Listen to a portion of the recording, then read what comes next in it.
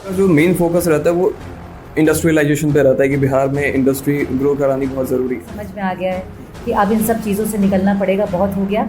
थोड़ी देर के लिए किसी को कोई आपने उसको बोलते हैं ना, प्रॉफिट कर दिया, लॉलीपॉप दे दिया और उसके बाद वो मोटिवेट होकर आपको बोलिए। और शहर के लोगों के लिए क्या करना चाहते हैं, मैनेज कैसे करेंगे जो आपका प्रोफेशन है डॉक्टर, फिर अगर कल को आपको लोग चुनते हैं और उसमें हम लोग जो बच्चा ऐसा आता है जो बिल्कुल ही गरीब है, बिल्कुल फ्री उनका चेकअप, उनकी स्क्रीनिंग, उनका लेज़र ट्रीटमेंट किया जाता है, जो कम ले सकते हैं।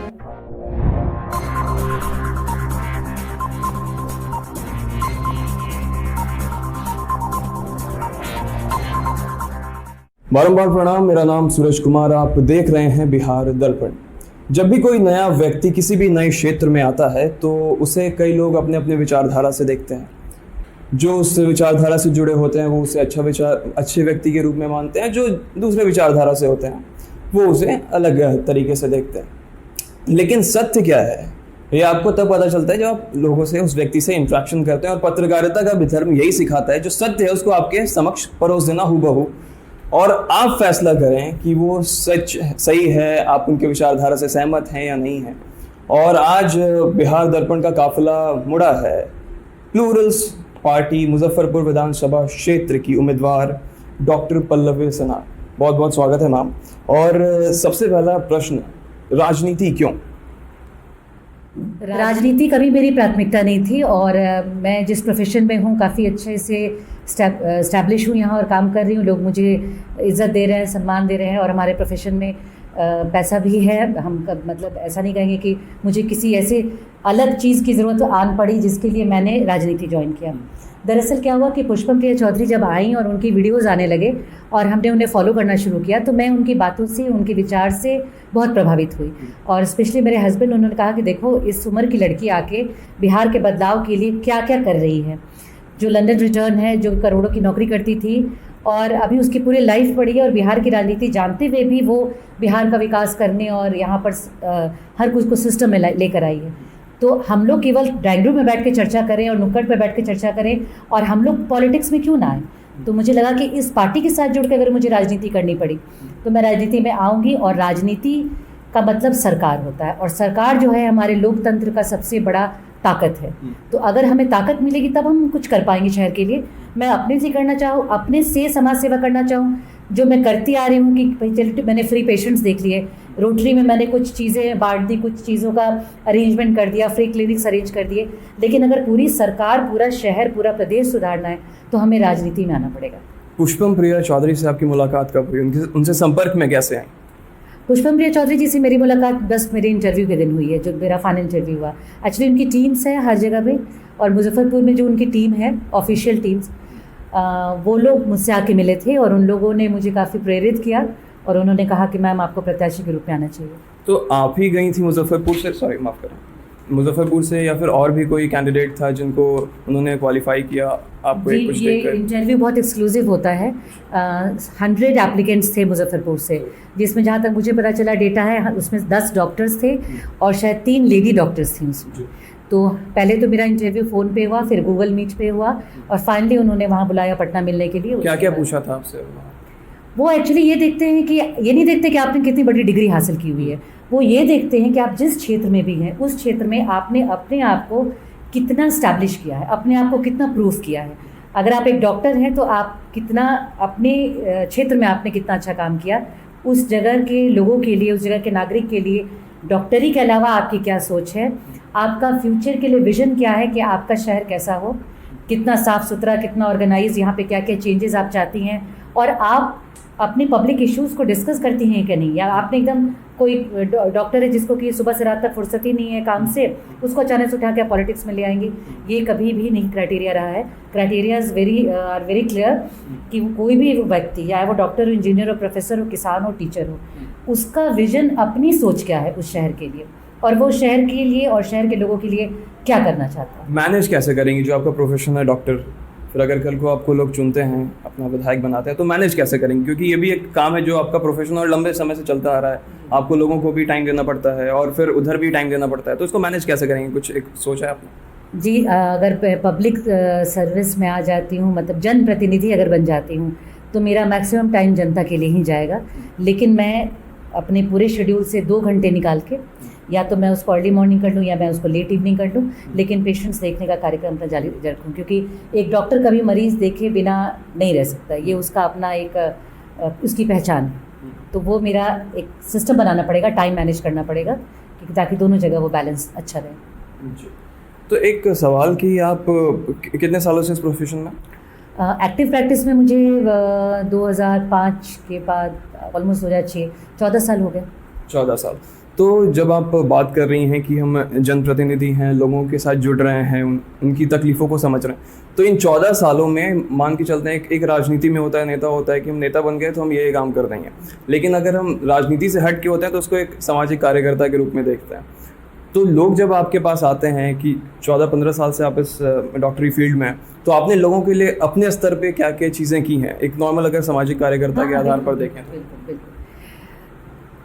शुरू से हम लोग हर वर्ष 4 या 5 फ्री कैटरेक्ट कैंप करते हैं, मोतियाबिंद का कैंप, जिसमें कि हम लोग बिल्कुल फ्री मोतियाबिंद की सर्जरी जो गरीब लोगों के लिए करते हैं, वो किसी भी संस्था के अंतर्गत हो सकता है, जिसने भी हमें इनवाइट किया हम करते आ रहे हैं। खुद हमारे शहर में चतुर्भुज राम मेमोरियल ट्रस्ट है साहू रोड में, जहाँ पर हम लोग हर साल कैटरेक्ट कैंप भी करते हैं और साथ ही साथ मैं वहाँ फ्री ओपीडी भी करती हूँ, मतलब मरीजों को फ्री देखना। उसके साथ यहाँ पे 2-3 और चैरिटेबल संस्थान हैं, उनसे मैं जुड़ी हुई हूँ, जैसे लेप्रेसी मिशन है, वहाँ भी हम लोग फ्री पेशेंट्स देखते हैं, और रामकृष्ण मिशन में भी मैं काम कर चुकी हूँ, वहाँ भी हमने फ्री पेशेंट्स देखा है। यहाँ हेल्थ का बात हो गया। उसके बाद अगर आप ऐसे पूछें तो मैं रोटरी से जुड़ी हुई हूँ 2000 लगभग 11 से, और रोटरी में मैं पास्ट प्रेसिडेंट भी बनी हूँ और अभी मैं असिस्टेंट गवर्नर हूँ। तो रोटरी जैसी संस्था है वो केवल कम्युनिटी सर्विसेज पे ही आपको ये पोस्ट देती है, वो आपको बिल्कुल ऐसे पैसे पर या किसी भी आपकी इन्फ्लुएंस से नहीं देती। तो अगर मैं असिस्टेंट गवर्नर बनी हूँ आज इस जोन की, तो इसका मतलब है कि मैंने काम किया है एज अ रोटेरियन। जब मैं प्रेसिडेंट थी तो ऐसी बहुत सारी चीज़ें थी जो हमने किया कम्युनिटी सर्विसेज के अलावा। जब हमें बाढ़ पीड़ितों का सेवा करना पड़ा, हमने वो किया है। हमने हेल्थ कैंप्स लगाए हैं, अपने सारे डॉक्टर्स की टीम ले जाकर गांव में और जगह जगह यूनिवर्सिटी एरियाज़ में। हमने फिटनेस पे अवेयरनेस कैंप किया है, डाइट पे अवेयरनेस कैंप किया है, हमने डेंटल चेकअप पे किया है। उसके बाद जैसे विंटर्स में गरीबों को अलाव बांटना या कंबल बांटना है, वो सब काम उस पर किया है। और जो सबसे बड़ा एक प्रोजेक्ट लेकर हम आए हैं मुजफ्फरपुर शहर में, मुजफ्फरपुर शहर के आप समझिए कि पूरे नॉर्थ बिहार में वो अपने आप का पहला प्रोजेक्ट है। उसमें छोटे बच्चों के जो प्री मैच्योर बच्चे पैदा होते हैं 6 महीने 7 महीने वाले, जो पूरा अपना 9 महीने का टर्म पूरा नहीं कर पाते, उनकी आंखों में एक तरह का प्रॉब्लम आता है जिसकी जांच बहुत ज़रूरी है उसी समय जब वो बच्चा इंक्यूबेटर या ऑक्सीजन में हो, जो कि बहुत एक डिफ़िकल्ट एक उसका एक तरीका होता है और कोई बहुत एक्सपर्ट रेटिना सर्जन उस बात को कर पाता है। तो डॉक्टर साहब हैं मेरे, उन्होंने उस मशीन को जो अच्छे खासे अमाउंट की है उसको मुजफ्फरपुर में हमने लेकर आए हैं हम, और वो हमारे Nayandeep trust rotary Nayandeep trust में वो मशीन रखी गई है। और उसमें हम लोग जो बच्चा ऐसा आता है जो बिल्कुल ही गरीब है, बिल्कुल फ्री उनका चेकअप, उनकी स्क्रीनिंग, उनका लेज़र ट्रीटमेंट किया जाता है। जो कम दे सकते हैं उनको जो जितना भी दे सकते हैं, मतलब यहाँ ऐसी कोई बात नहीं है, ये एक कम्प्लीटली चैरिटेबल बेसिस पे ये चल रहा है। तो इस तरीके से बहुत सारी चीज़ें हैं जो मैं आप जब पॉलिटिक्स में आ रही हैं तो आपको सबसे पहले उन सब चीज़ों पे नज़र रखना पड़ता है कि आपके जो अपोजिशन के दल के जो नेता हैं उनको आप देख रही हैं कि वो किस तरह का काम कर रहे हैं, या फिर उनकी क्या रणनीति है, या फिर आप उनसे कितना ज़्यादा उन पे हावी पड़ सकती है, इन सब चीज़ों पे आपकी नज़र है अभी? रणनीति पर तो मेरी नज़र नहीं है, क्योंकि मैं एक टिपिकल सीजन पॉलिटिशियन नहीं हूँ। हाँ, उन्होंने क्या काम किया वो तो पूरी जनता देख रही है, मुजफ्फरपुर के सारे वासी देख रहे हैं। एक को हमने 2 टर्म दिया, 10 साल दिया, एक को 15 साल दिया, मतलब आके गए हैं और अपने आप को प्रूफ नहीं कर पाए। क्या किया नहीं किया ये मुझे बहुत बोलने की ज़रूरत नहीं है, एक एक आदमी जानता है हमारे शहर का। तो अब हम एक विकल्प के रूप में आ रहे हैं और हम ये कह रहे हैं कि अगर आपको लग रहा है कि उन लोगों ने अपने समय में काम नहीं किया या उस तरह से काम नहीं किया जिस तरह से होना चाहिए, जो उम्मीदें थी उस पर वो खरे नहीं उतरे हैं, तो हम चूँकि एक ईमानदार पार्टी से आ रहे हैं जो आप सब जान रहे हैं, और नई पार्टी है, यहाँ पे कोई ऐसा नहीं है कि हम सत्ता के लोभ में आ रहे हैं। हर एक इंसान जो इस पार्टी से जुड़ा है वो सेल्फ मोटिवेटेड है, इसकी विचारधारा से जुड़ा है और वो कुछ अच्छा करना चाहता है, पॉजिटिव करना चाहता है पॉलिटिक्स में। तो हम ये कहते हैं जनता से कि आप हमें सहयोग दीजिए और अपनी विचारधारा को उन तक पहुँचाने की जितनी कोशिश हो वो हम कर रहे हैं। तो मुझे लगता है उसी से हमारा काम हो जाएगा। लोग जब आपसे मिलते होंगे ना, तो फिर आपसे उनकी बात भी होती होगी, उनकी क्या राय हो रही है आजकल के जो पॉलिटिक्स हैं, या फिर अभी जो आ रहा है चुनाव, उसके बारे में वो क्या बताते हैं आपको? बात यह है कि हमारे पास तो बहुत पुरानी पार्टी है, उसको महागठबंधन कहिए या आप उसको दूसरी पार्टी कहिए एनडीए की। तो लोग, बिहार के लोग खासकर जन्म से ही राजनीतिज्ञ होते हैं और हर इंसान में एक पॉलिटिशियन बैठा हुआ है। तो चर्चा और किसी भी पार्टी की विचारधारा से जुड़ना या उनसे जुड़ना ये बहुत कॉमन है। यहाँ पे हर एक आदमी किसी पार्टी का या तो फॉलोवर होता है या सदस्य होता है या उसे किसी न किसी पोस्ट पे होता है। तो हमारे लिए ये एक चक्रव्यूह है जिसमें हर इंसान कहीं ना कहीं ऑलरेडी जुड़ा हुआ है। अब उनको ये बताना कि देखिए आप इससे जुड़कर आपको क्या मिला, आपको अब ब्रॉड सोचना है, आपको अपने लिए नहीं सोच के आपके शहर के लिए सोचना है, आपको अपने प्रदेश के लिए सोचना है, अपने आगे की जनरेशन के लिए सोचना है। ऐसी पार्टी जो रोजगार की बात करे, जो आपके यहाँ विकसित हर चीज़ को इंडस्ट्रियलाइजेशन करना और यहाँ पैसा कैसे आ सकता है, जो पॉलिसी मेकिंग जानता हो, जो योजना बनाता हो, इस तरह की सरकार को लाना है। तो वह भाई भतीजावाद, पूंजीवाद, जाति पाति, धर्म, हर कुछ भूल जाइए और आप ये सोचिए कि अगर हम इस सरकार को बनाने में अपना सहयोग देंगे तो आगे की पीढ़ी हमें इस बात के लिए धन्यवाद देगी और एक क्रांति आएगी। तो सब लोग को समझाना है इसी तरह। आपको लग रहा है कि प्लूरल्स इन जो बड़े बड़े पार्टी हैं उन पर भारी पड़ रही है इस बार? विचारधारा से तो हम भारी पड़ रहे हैं और लोग हमसे जुड़ रहे हैं। तो जो जुड़ रहे हैं बहुत मजबूती के साथ जुड़ रहे हैं, क्योंकि हम वोट खरीद नहीं रहे, हम जाति पाति की बात नहीं कर रहे और लोगों को भी अब ये समझ में आ गया है कि अब इन सब चीज़ों से निकलना पड़ेगा। बहुत हो गया, थोड़ी देर के लिए किसी को कोई आपने उसको बोलते हैं ना प्रॉफिट कर दिया, लॉलीपॉप दे दिया और उसके बाद वो मोटिवेट होकर आपको वोट दे देता है। अब वो राजनीति सारे लोगों को समझ में आ गई है। अब उनको लॉन्ग टर्म 5 साल की अच्छी सरकार चाहिए और इस पे वो विचार कर रहे हैं। हम जहाँ भी जाते हैं बहुत खुले दिल से लोग हमें खुशी खुशी एक्सेप्ट कर रहे हैं। अगले 5 साल का आपका क्या मुख्य 5 मुद्दा अगर 5 साल के लिए अगर लेके चलें तो आपका सबसे पहले किस चीज़ को आप प्राथमिकता दे रहे हैं? सबसे बड़ी प्राथमिकता मेरी है रोजगार, जो हमारे बिहार में नहीं है। और बहुत दुख की बात है कि अच्छे अच्छे प्रतिभावान लड़के यहाँ से डिग्री लेने के बाद भी कुछ नहीं कर पाते हासिल और मजबूरन उनको बाहर जाना पड़ता है। जब बच्चे यहाँ रहेंगे, जब यहाँ निवेश होगा, जब यहाँ पे कंपनीज आएंगी तो अपने आप पूरा सिस्टम सही, बाजार में पैसा आने लगेगा। सेकंड होगा शिक्षा। शिक्षा को बहुत बुनियादी स्तर से सुधारना होगा, क्योंकि स्कूल के नाम पर स्कूल खुले होते हैं सरकार में, लेकिन उस तरह के टीचर्स नहीं होते जो बच्चों का, जिनको रूट पढ़ाना है। बेसिक ही गड़बड़ हो जाता है तो आगे जाके वो बच्चा क्या करेगा। यूनिवर्सिटी में डिलेड चलता रहता है सेशन, बहुत सारी चीज़ें हैं। स्वास्थ्य रहेगा तीसरा। स्वास्थ्य के नाम पे हमारे पास एक एम्स आना था, वो भी नहीं आया, चला गया। जबकि आप सब जानते हैं कि मुजफ्फरपुर अपने आप में एक बहुत बड़ा मेडिकल हब है और यहाँ कितने पेशेंट बाहर से आते हैं पूरे नॉर्थ बिहार से यहाँ पर दिखाने। तो इन लोगों के लिए स्वास्थ्य की सुविधा में एक अच्छा कैंसर हॉस्पिटल, एक अच्छा हार्ट हॉस्पिटल, जो मेरी सोच है कि ज़रूर होना चाहिए मुजफ्फरपुर में। एटलीस्ट मुजफ्फरपुर जैसे जिसका कैचमेंट एरिया है जो मुजफ्फरपुर डिस्ट्रिक्ट का, तो हेडक्वार्टर में हो या थोड़े बाहर के एरिया में हो, लेकिन होना चाहिए कि नॉर्थ बिहार की रीच में हो। ऐसा नहीं कि हर चीज़ के लिए उसको पटना जाना पड़े या उसको दिल्ली जाना पड़े। एक इमरजेंसी हो जाती है, एम्बुलेंस लेके आदमी जाना चाहता है पटना, कितने जाम और पुल की जो हालत है उसमें वो सर्वाइव कर पाएगा कि नहीं, वहाँ पहुँचते पहुँचते करना बहुत मुश्किल है। तो ये सुविधा बहुत होनी चाहिए। और फिर चौथा, मैं महिलाओं के लिए बहुत काम करना चाहती हूँ। महिलाओं की सुरक्षा के लिए हमारे यहाँ सुरक्षा की बहुत कमी है। पुलिस कंट्रोल जो है उसको स्मार्ट बनाना है, पीसीआर हर एक वार्ड में देना है और महिलाओं के रोजगार की बात भी करनी है कि जो छोटे छोटे उद्योग भी चला रही हैं, जो लहटी बना रही हैं, जो पापड़ बना रही हैं, जो बाकी चीज़ें कर रही हैं, उनको मार्केटिंग लिंक मैक्सिमम प्रोवाइड किया जाए ताकि उनका जो सामान बिकता है उसका प्रॉपर उनको मुआवजा मिल सके।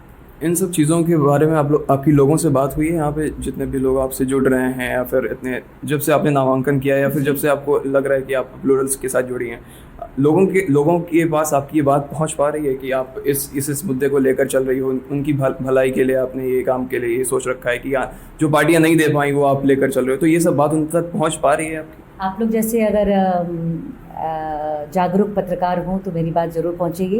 इंटरव्यूज़ तो लेते हैं लोग और रिलीज़ भी करते हैं और लोग देख रहे हैं। लोग ये कहते हैं कि हम क्यों माने कि आप ऐसा काम करेंगे, बिकॉज सारे लोग तो यही बोलते हैं। तो हम ये कहते हैं कि आपने सबको मौका दिया है तो हमें भी एक मौका दे के देखिए। जब तक मौका नहीं देंगे हम अपने आप को प्रूफ नहीं कर पाएंगे। तो आपको कहीं ना कहीं हमसे कनेक्ट होकर हम पर विश्वास करना पड़ेगा। और इन बातों को मैं अपने घोषणा पत्र के रूप में मैंने बहुत लोगों के सामने उनको दिया है और बताया है, और मेरी पार्टी के लोग भी इस बारे में लोगों को बता रहे हैं। अब हमारी पार्टी का अपना घोषणा पत्र आ गया है जिसमें साफ साफ लिखा हुआ है कि उन्हें क्या क्या करना है और इन सब पॉइंट्स पर ही काम करना है। और एक पॉइंट आपका छूट गया था, मैंने 4 ही पॉइंट जिक्र किया था। जो 5वां पॉइंट है और बहुत ही अहम मुद्दा है, वो है कि हमारे मुजफ्फरपुर को actual smart city banana. Smart in the term कि जब आप मुजफ्फरपुर की बात करें तो एक साफ़ सुथरी, क्लीन, ऑर्गेनाइज्ड सिटी, जहाँ फ्लाईओवर्स हैं, जहाँ चौड़ी सड़कें हैं, जहाँ जाम नहीं है, जहाँ गंदगी नहीं है, जहाँ नाले का पानी नहीं है। ये एक छवि मुझे बनानी है मुजफ्फरपुर की, और ये मेरा संकल्प। अच्छा, हम ये मान के चलें कि कल को अगर मान के चलते हैं कि प्लूरल्स एक अच्छी खासी सीट लेके आती है, लेकिन कुछ चंद सीटों से वो सरकार बनाने से चूक जाती है, तो वो गठबंधन का सहारा लेगी किसी भी पॉलिटिकल पार्टी का, या फिर? बिल्कुल नहीं, बिल्कुल नहीं। ये मुद्दा बिल्कुल क्लियर है, 200% क्लियर है कि हमें जोड़ तोड़ की सरकार नहीं बनानी, क्योंकि वापस हम उसी सब चीज़ों में उलझ के रह जाएंगे। हमारे पार्टी का जो विजन है, हमारे पार्टी का जो मुद्दा है, वो एक लाइक माइंडेड लोगों के साथ ही चल सकता है। वो गठबंधन और जोड़ तोड़ करने से उसका सारा कुछ फिर गड़बड़ हो जाएगा। तो प्रेसिडेंट ने हमारे बिल्कुल वो बोला हुआ है कि आप इस बात को ध्यान रखिए कि कोई भी गठबंधन बाद में नहीं होगा। अच्छा, पुष्पम प्रिया की अगर बात करें तो उनका जो मेन फोकस रहता है वो इंडस्ट्रियलाइजेशन पे रहता है कि बिहार में इंडस्ट्री ग्रो करानी बहुत ज़रूरी है। मुजफ्फरपुर की बात करें तो एक सबसे जो प्रसिद्ध यहाँ का जो चीनी मिल था मोतीपुर का, वो बंद हो गया। काफ़ी सालों से उस पर बात हुई कि इस पर खुलाना है, तो आप उसको अपनी प्राथमिकता में रख रहे हैं कि उस चीनी मिल को खुलवाना, या फिर और उस तरह की इंडस्ट्री मुजफ्फरपुर में लगानी है? जी जी, जैसे मैंने बोला कि पहला मुद्दा रोजगार, तो रोजगार कैसे क्रिएट होगा? जितने भी बंद मिल्स हैं, फैक्ट्रीज हैं, उनको खोलना, कंपनीज का निवेश कराना। ऐसे बहुत सारे सरकारी पोस्ट हैं जहाँ पर अभी भी रिक्त स्थान है। बहुत सारे ऐसे एग्जाम हैं जिनका 2013-2014 में हो गया, उनका रिजल्ट अभी तक नहीं आया। SST होता है वो, और भी जो होता है टीचर्स का होता है। जो कल मुझे काफ़ी टीचर्स से मेरे साथ मीटिंग थी और उन लोगों ने बताया, उनका भी मुद्दा हमने सुना और बहुत परेशान थे वो लोग। तो जगह ही नहीं भरता। लोग आपके पास मुद्दा लेकर आ रहे हैं? जी, संगठन में आ रहे हैं और कह रहे हैं हमारे संगठन की ये प्रॉब्लम है, जैसे प्राइवेट टीचर्स की प्रॉब्लम है, कलाकारों की अपनी प्रॉब्लम है। तो उस तरह से वो लोग बता रहे हैं जिन्होंने कोरोना काल को बहुत डिफिकल्टी से जिया है। तो उन सब मुद्दों पे काम करना ज़रूरी है। हम उन सब मुद्दों पे काम करेंगे, क्योंकि जो एक्चुअल यहाँ के लोगों की परेशानी दूर करे। हवा में बात करने से, मंदिर मस्जिद बना देने से और बाकी सब चीज़ों करने से मुजफ्फरपुर का कुछ नहीं हो रहा है। वो सब राष्ट्र के लिए अच्छा है, और हम भी एक राष्ट्रवादी पार्टी हैं। हम भी चाहेंगे कि राष्ट्र हमारा बहुत सुरक्षित रहे, बहुत स्ट्रॉन्ग रहे, और सरहद पे जो हमारा एक जमा हुआ एक धमाका हम कर रहे हैं वो करते रहें। लेकिन हम अपने मुजफ्फरपुर की सोच के लिए एक जन प्रत्याशी ऐसा चुने जो कि यहाँ के लोकल इश्यूज़ को सॉल्व कर सके, उसका वो सोच हो, उसकी वो विजन हो। तो यही है कि इस लोग आके हमसे जुड़ रहे हैं और कह रहे हैं कि मैम हमें ये चाहिए, हमें वो चाहिए। बिहार सरकार से उनकी कुछ डिमांड्स हैं जो बिहार सरकार से एज ए जनप्रतिनिधि मैं उनके पास लेके जाऊंगी और उनको बताऊंगी अगर बिहार सरकार में हमारी सरकार आ जाती है तब तो कोई बात ही नहीं है। अगर भगवान इतना करे अगर हमारी सरकार नहीं भी आती है तो कम से कम उन लोगों को ऐसा लगता है कि जनप्रतिनिधि अगर ईमानदार है और काम करने वाली है तो हमारी बात को सरकार तक ले जाएगी, क्योंकि उनकी बात सरकार नहीं सुन रही है और इस पर कोई ना कोई विचार करके नियम और रूल्स रेगुलेशंस बनाए जाएगा। अच्छा, एक सवाल, एक मुख्य सवाल जिसको हम कह सकते हैं, केंद्र और राज्य में जब अगर दूसरी सरकार होती है, मान के चलते जैसे कांग्रेस का एक एग्जांपल लेके चलें, तो केंद्र में भाजपा की सरकार है, राज्य में कांग्रेस की सरकार है, तो उन लोगों की ये शिकायत बहुत होती है कि केंद्र से हमें फंड नहीं मिल रहा है, तो हमें काम करने नहीं दिया जा रहा है, या फिर किसी चीज़ के रोक लगा दी जा रही है, गवर्नर की ताकत को दिखाया जा रहा है। तो इस तरह की स्थिति तो बाद में भी पैदा हो सकती है अगर लेकर चलें कि केंद्र पैसा नहीं रिलीज़ कर रहा है, रिलीज़ भी कर रहा है तो गवर्नर की तरफ से कुछ प्रेशर आ रहा है। तो इस प्रेशर से डील कैसे किया जाएगा? क्योंकि बाकी अगर जैसा आपने बात कहा कि हमें रोज़गार पैदा करना है, ये करना है, वो करना है, ये बाकी पार्टियां भी कहती हैं चुनाव में, और केंद्र से अलग पार्टी होती है दूसरी, तो वो केंद्र सरकार पे आरोप लगाती है। तो इस तरह की स्थिति आप होते देख रही हैं बिहार में या फिर नहीं? होना ही नहीं चाहिए, तो बहुत गलत है। केंद्र सरकार अलग है, राज्य सरकार अलग है, और ये लोग कहते हैं कि हमने पॉलिसी बनाई, अब हम मेरा सरकार बदल गया तो हम नहीं देंगे। ये सिस्टम ही बहुत गलत है। बिल्कुल हमें कोई आवाज़ उठाएगा कोई कभी, तभी तो जाके इस बात का लोगों में असर पड़ेगा कि नहीं, ऐसा होना नहीं चाहिए। लेकिन ठीक है, हमारी जब प्रेसिडेंट इतनी डायनेमिक हैं और इतना सारा कुछ उन्होंने सोचा है, बेड़ा उठाया हुआ है, तो उसके लिए भी उनकी अपनी आई थिंक एक आइडिया ज़रूर होगा कि हमें कैसे डील करना है। क्योंकि केंद्र सरकार बिल्कुल ही अलग है और राज्य सरकार की अपनी जो नीति, अपनी पॉलिसी होनी चाहिए, वो काफ़ी है। केवल आप केंद्र से अनुदान मांगिए, केंद्र से ये मांगिए, आपने अपना ही अगर काम कर दिया तो भी आपके प्रदेश में बहुत सारा डेवलपमेंट। मतलब आप कह रहे हैं कि अगर प्लूरल्स आती है तो उन्हें ज़्यादा केंद्र की सहायता की ज़रूरत नहीं होगी, प्लूरल्स अपना अपना काम कर सकती है। हाँ, केंद्र का अपना काम है कि किसी उन्हें किस स्टेट को देना है, नहीं देना है। अब बहुत हंसी की बात आती है कि आप एज अ मुख्यमंत्री बोल देते हैं कि हमारा प्रदेश पिछड़ा हुआ है, हमें अनुदान दे दीजिए। तो मतलब आपने हमें भिखारी बना के रखा हुआ है। आप उस प्रदेश को इतना डेवलप कीजिए अपने आप में, आप इतने लोगों का निवेश कराइए, इतनी इंडस्ट्री बनाइए, इतना अच्छा एजुकेशन सेंटर बनाइए, इतना अच्छा हेल्थ सेंटर्स डेवलप कीजिए कि अपने आप बिहार में इतना पैसा हो और डेवलपमेंट तो फिर अपने आप ही होगा। फिर हमें पिछड़ेपन के लिए और अनुदान की जरूरत ही नहीं पड़ेगी। अच्छा, आखिरी सवाल मेरा पार्टी के नाम को लेकर है। ज़्यादातर लोग जितने भी पार्टी हैं वो अपना नाम रखते हैं जैसे जो ठेठ भाषी आदमी को समझ में आ जाए, जैसे हम, तीर छाप, लालटेन छाप, बंगला छाप। तो प्लूरल्स का अर्थ क्या होता है? मैंने इसे समझने की कोशिश की लेकिन समझ में नहीं आया। प्लूरल्स का अर्थ क्या है? प्लूरल एक इंग्लिश वर्ड है जिसका अर्थ है बहुवचन, जैसे सिंगुलर और प्लूरल होता है। सिंगुलर का मतलब एक वचन यानी मैं, बहुवचन यानी कि हम सब। तो हमारे जो पार्टी है हमारी, उसका जो एक टैगलाइन है वो है जन गण सबका शासन, यानी कि हम सब का शासन चाहते हैं। हम चाहते हैं कि बिहार का एक एक बंदा, एक एक महिला, एक एक नवयुवक, नवयुवतियाँ उस जो एक लेवल ऑफ लिविंग होना चाहिए स्टैंडर्ड, उसको पार करें और अच्छी लाइफ जिएं। तो वो शासन लाना है हमें बिहार में, इसीलिए हमने इसका नाम द प्लूरल्स पार्टी रखा है। जब कांग्रेस नहीं आई थी तो कांग्रेस वर्ड भी नया था, ठीक है। और इसी तरह की जो पार्टी कुछ अगर आप देख लीजिए उसको शॉर्ट कर दिया जाता है, लेकिन आप देखें तो उस इंग्लिश नेम से ही वो लाई गई है। तो शुरुआत में चूँकि अब कांग्रेस 1.5 साल पुरानी पार्टी हो गई तो लोग उनको नाम चढ़ गया है। द प्लूरल्स नई आई है। अभी नई कोई भी चीज़ आती है तो उस पर बहुत समीक्षा, बहुत एनालिसिस, बहुत कटाक्ष होता है, और स्पेशली हमारी पार्टी के पीछे तो काफ़ी लोग हाथ धो के पड़े हुए हैं। तो ज़्यादा टाइम नहीं लगेगा और जुबान पे प्लूरल्स बोलने की कोशिश करते करते उनको आधे घंटे के बाद वो पार्टी अपने आप जुबान पे चढ़ जाएगी, क्योंकि लोग बोलने की कोशिश कर रहे हैं। और हमारा छाप भी जो है वो शतरंज है, चेस बोर्ड। तो शतरंज का खेल, हम कोई लोटा, मग, झाड़ू और बाल्टी और ये सब पे विश्वास नहीं करते। हम विश्वास करते हैं कि हम जो बिसात बिछी हुई है राजनीति की, उसमें एक रानी की तरह हमारी प्रेसिडेंट आई हैं और हम सब उसकी सेना है और हम यहाँ से शह और मात करके जाएंगे। बहुत बहुत शुक्रिया और बहुत बहुत शुभकामनाएं आपको आगामी चुनाव के लिए। आपने सुना डॉक्टर पल्लवी सिन्हा को, और अब आपकी क्या राय है ये आप तय करेंगे। पत्रकार का काम होता है सत्य और एक विचार को आपके समक्ष रखना। बहुत बहुत शुक्रिया। आप देख रहे थे बिहार दर्पण।